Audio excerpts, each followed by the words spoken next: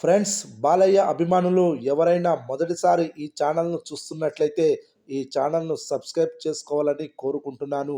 ఎందుకంటే బాలయ్య సినిమాల గురించి ఏ చిన్న అప్డేట్ వచ్చినా ఈ ఛానల్లో అప్డేట్ చేస్తాను.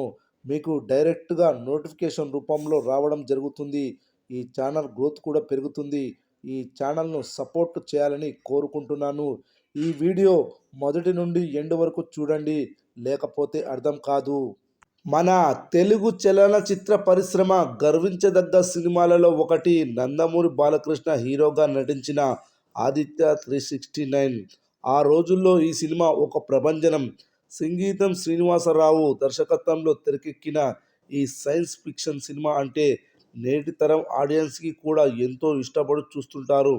బాలకృష్ణ సినిమాలలో మీకు బాగా ఇష్టమైన సినిమా ఏమిటి అని ఎవరైనా అడిగితే ఒక్క క్షణం కూడా ప్రతి ఒక్కరూ ఆలోచించకుండా చెప్పే పేరు ఆదిత్య 369.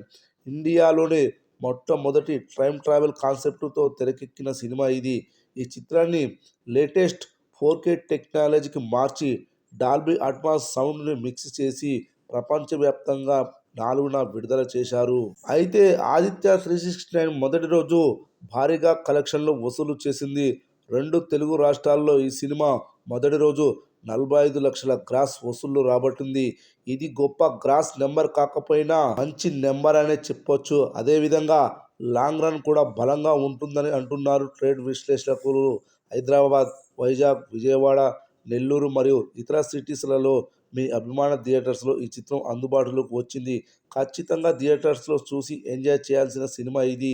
టీవీలో చూసినప్పుడే మీకు సరికొత్త అనుభూతి కలిగి ఇక థియేటర్స్లో ఇలాంటి సినిమాలు చూస్తే ఎలాంటి అనుభూతి కలుగుతుందో మీరే ఊహించుకోండి.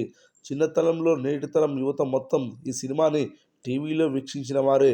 నేటి తరం నందమూరి అభిమానులు కూడా ఈ కేటగిరీలోకి వస్తారు. కాబట్టి వీళ్ళంతా థియేటర్స్కి కదిలి ఈ చిత్రానికి బ్రహ్మరథం పడతారో లేదో చూడాలి.